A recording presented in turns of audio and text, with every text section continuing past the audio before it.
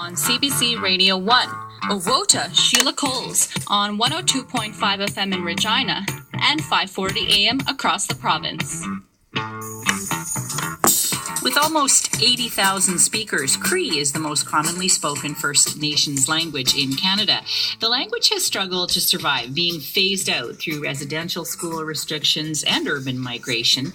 Today, though, more students are learning Cree, and that is thanks to people such as Solomon Ratt. He's a professor at the First Nations University of Canada in Regina. His new book, Woods Cree Stories, is not only helping to teach Cree, but shares some important life lessons as well.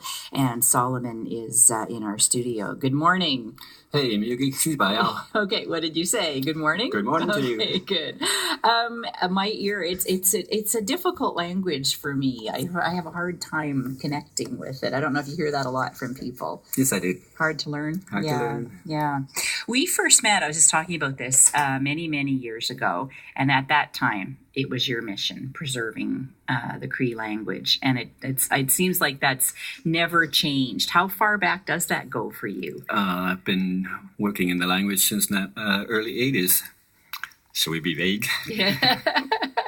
We can be specific. And where does it come from when you look at where it comes from in your heart? My parents. Yeah. My parents never spoke a word of English. They did not know the language, so they spoke Cree, nothing but Cree to me. And when did you first learn English?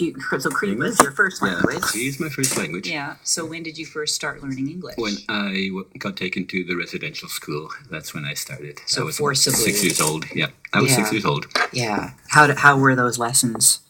They were severe because we had no way of knowing what we were being told in English. No translators or anything like that. But I was lucky enough that we were allowed, where I was, we were allowed to talk Cree. So there was a lot of people who spoke Cree around the residential school where we were. Yeah, and that wasn't the case for everyone. Not right? for everyone. For so a lot many. of people were just really abused for speaking the language, but it wasn't the case for me personally. Yeah.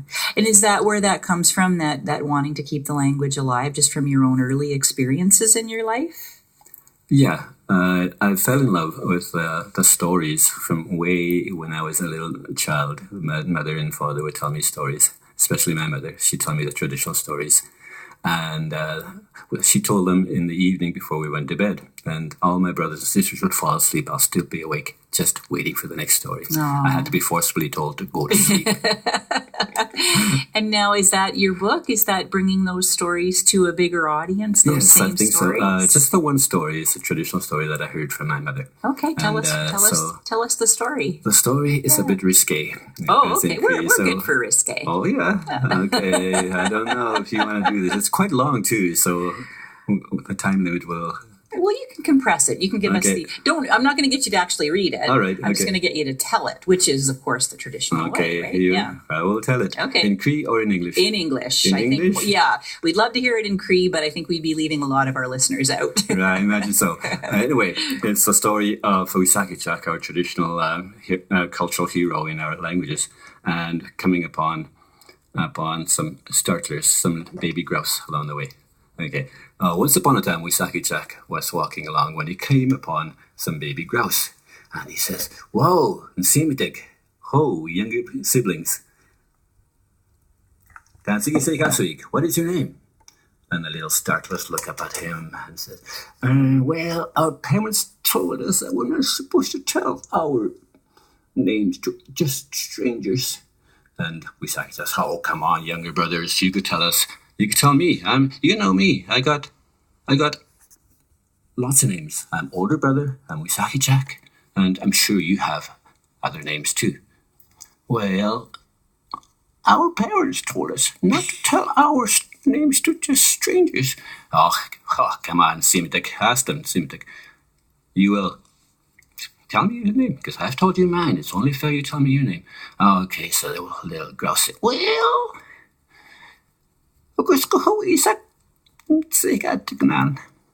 well, we are called startlers." And Âcimowina said, "Ha, startlers, you guys are too small to startle anybody." And immediately he takes down his breeches and defecates on the startlers' heads. oh, these little startlers really, really smelly. And Wisaki Jack walks away. And he's laughing. Startlers. They're too small to be startlers. What in the world do they think? They call themselves startlers. And so off he goes on his merry way. Well, the parents come home to the nest, and they see their little babies all covered in bleep. Okay.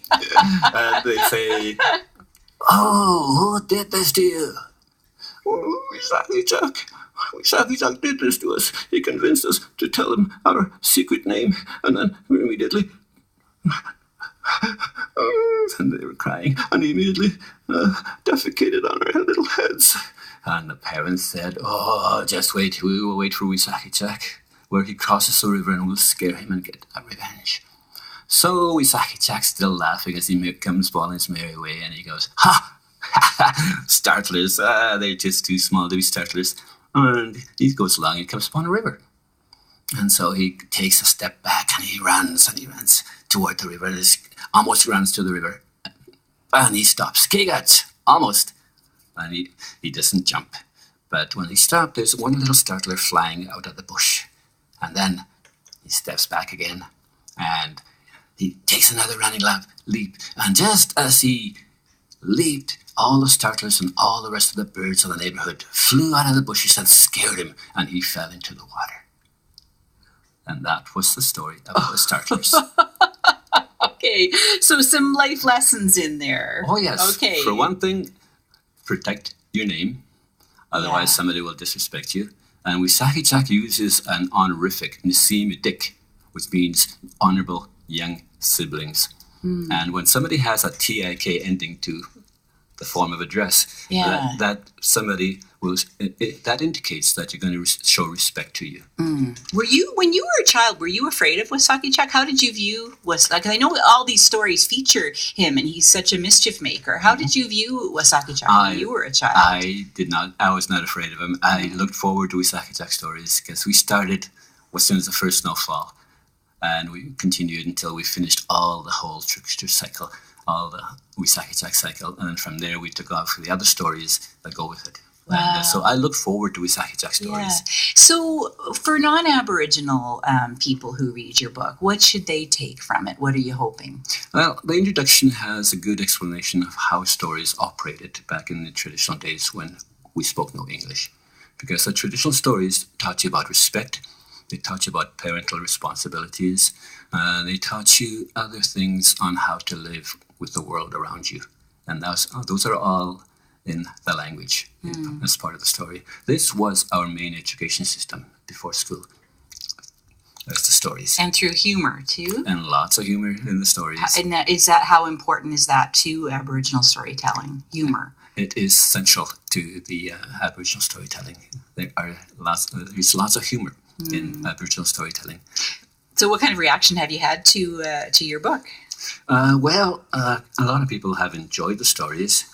And I sent a copy of it to my grandchildren in Prince Albert, and they absolutely love the stories. And so the tradition continues now, so multi-generational for you. Neat. Yeah. Wow. So my grandchildren really love the stories. Yeah. Well, thanks so much. It's been a while since someone's told me a story. Glad you enjoyed it. I hope I didn't bleak out the naughty bits. Not at all. I think it was fit for public radio. Thanks so much for coming in. Good luck with it. Thank you for having me. Solomon Ratt is a linguistics professor at the First Nations University of Canada. His new book, Woodland Cree Stories, features 9 Cree short stories that share important life lessons. You can get the book at University of Regina Press's website. That's www.uofrpress.ca. And he will be reading one of his stories today at noon at the First Nations University Veterans Memorial Teepee.